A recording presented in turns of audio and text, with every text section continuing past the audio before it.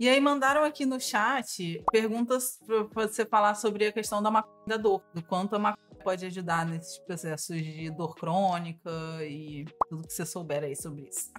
Cara, assim, de enxaqueca, que eu tenho gente que eu acompanho que tem enxaquecas de não ficar assim 24 horas sem ter enxaqueca, sabe? A vida da pessoa é lidar com a dor, né? E consegue uma boa qualidade de vida, consegue melhora. E aí quando a gente vai falar de clínica da dor, que já foge um pouco da psiquiatria, mas está muito inserido dentro dessa questão da maconha medicinal, e aí eu acompanho, a gente não almeja a extinção da dor, tá? Mas a redução e a melhora da qualidade de vida, porque muita gente, tipo assim, digamos que eu botar a minha mão em cima de uma vela que queima, talvez eu sinta muito mais dor do que você. Então, a relação que a pessoa vai ter com essa sensação pode ser muito distinta dependendo do conteúdo de vida que a pessoa tem. Se a pessoa já está deprimida e começa a ter uma doença crônica que vai deixá-la com dor continuamente, ela vai responder muito pior a convivência com essa dor do que alguém que, mesmo com dor, ainda tem relacionamentos bacanas, consegue ainda ter um trabalho que realiza, consegue rir, consegue comer bem, sabe? E é diferente, é muito diferente. Então é tanto sentir menos dor quanto mudar a relação com a dor, melhorar a qualidade de vida. E a maconha medicinal consegue fazer isso, nesses dois sentidos, tanto a sensação quanto o processamento da dor. Isso é incrível. E, por exemplo, o principal mecanismo que a gente estuda quanto o efeito medicinal que a maconha pode vir a ter é um efeito de, como eu vou explicar aqui de uma forma mais tranquila de entender, sem recursos visuais.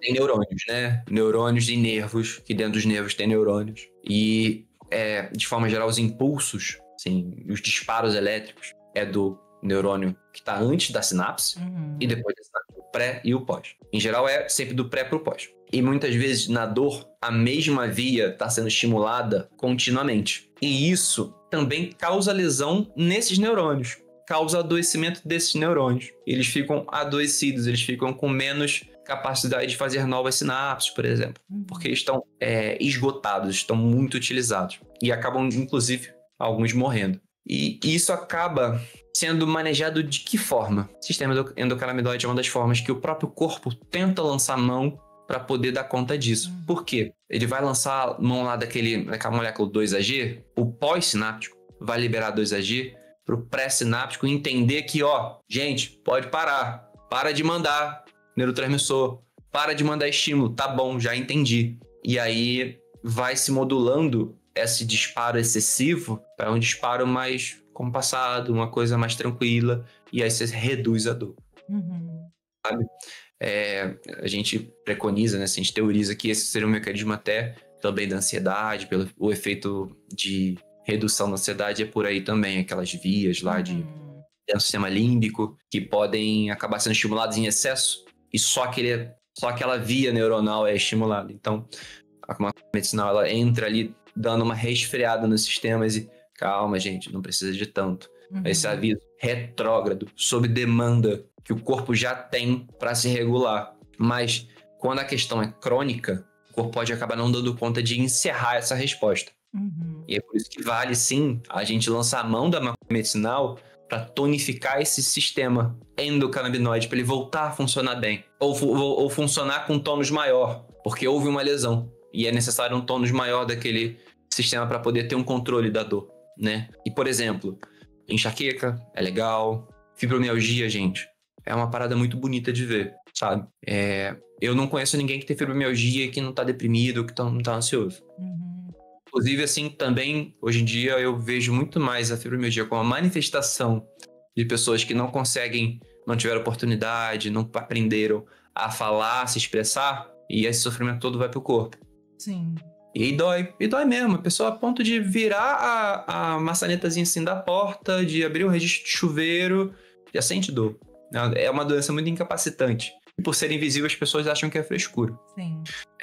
E aí eu vejo muito uma função assim muito bacana para fibromialgia. Essa dor generalizada me parece muito uma deficiência de endocannabinoide do que qualquer coisa. E aí a resposta é muito bacana, sabe? É claro que não é só os canabidiol, não é só o THC, existem outras moléculas e cada pessoa vai ter uma resposta diferente. Às vezes vai um suplemento aqui, outro ali, mas para dor de fibromialgia, dor de enxaqueca, dor de nervo, sabe? Aquela dor de hernia de disco que fica pensando no nervo, pode ajudar, sabe? Algumas dores de, por exemplo, de espasticidade, né? De aquela rigidez que a pessoa tem quando tem Parkinson, por exemplo. Né? A maconha medicinal pode ser muito bacana para quem tem Parkinson, não por causa do tremor, mas porque o corpo fica muito rígido, isso dói. Sim. Então, diminui a espasticidade, diminui a rigidez, a pessoa volta a ter mais qualidade de vida, mesmo que a doença possa acabar progredindo. Sim. Eu fiquei pensando na endometriose também. Pô, demais. Inclusive, tá sendo assim, né? Obviamente, né? As questões para as mulheres acabam vindo com atraso. Por que será, né? Mas tem estudos cada vez mais saindo sobre o uso de maconha intravaginal, por exemplo. Porque aí tem uma ação tópica que é absorvido ali, direto no local.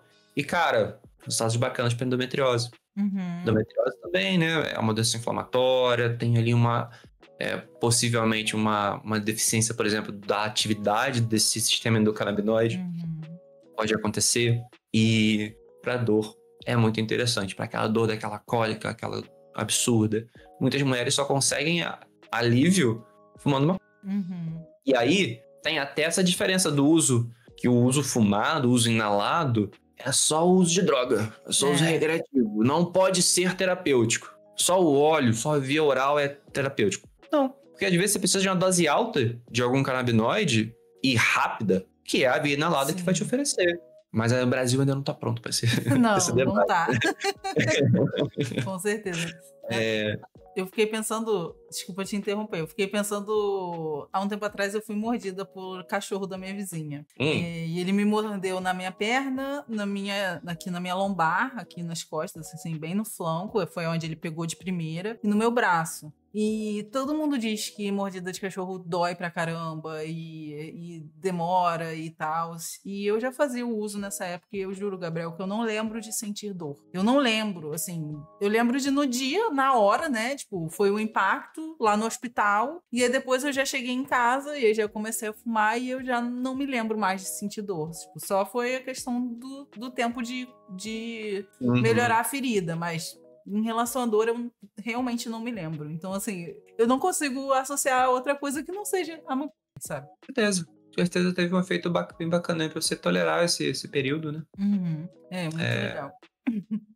É muito legal, muito legal. Deixa eu ver outras perguntas aqui. Alguém tinha perguntado sobre maconha e gestação. Galera. O que tem de estudo sobre isso hoje em dia? Tem pouco estudo, né? É difícil você estudar isso, principalmente em humanos. Os éticos, né? Sim. O sistema endocannabinoide, ele está presente desde o embrião. Inclusive, ele ajuda a organizar para onde as estruturas vão crescendo. É muito legal poder estudar isso. Mas o uso de maconha pode acabar comprometendo esse processo, que é muito delicado, sabe? Não é recomendado, assim. Principalmente nada, né? Até chá, gente, assim, chá de camomila tem que ser usado com muita parcimônia durante a gestação. Então, bom evitar. Sim. Muito bom evitar, tá? Na amamentação também, qual é a questão? Todos os canabinoides, eles são muito lipofílicos, né? Diluíveis em gordura. Leite materno é extremamente gorduroso. Então, canabinoides passam, sim, para o leite materno. A benesse que se tem é que a maconha fica no organismo ali agudamente por 4 horas. Mas, ou seja, para quem tá fazendo uso de maconha e vai fazer, sim, sabe que não se deve, mas vai. Onde dano se faz então faça isso o mais distante possível do horário que você vai aumentar teu bebê, sabe? Porque pode passar, enfim, seu bebê pode ficar ali comprometido de alguma forma. Quanto mais novo se mais malefício se vai ter do uso de maconha. Portanto, quanto mais velho, mais benefício você vai ter também. Sim. O que eu teria a dizer mais sobre isso? É por aí mesmo, assim, tem que tomar cuidado, não se sabe. O sistema endocannabinoide está presente na formação do feto. Os estudos que se tem não demonstram, assim, uma síndrome que nem o filho de quem é alcoólatra, sabe? Assim, não é algo tão terrível, mas não é bacana. Sim, Não é sim. bacana. Pode prejudicar a gestação como um todo e realmente não recomendo, não. Uhum. Tá?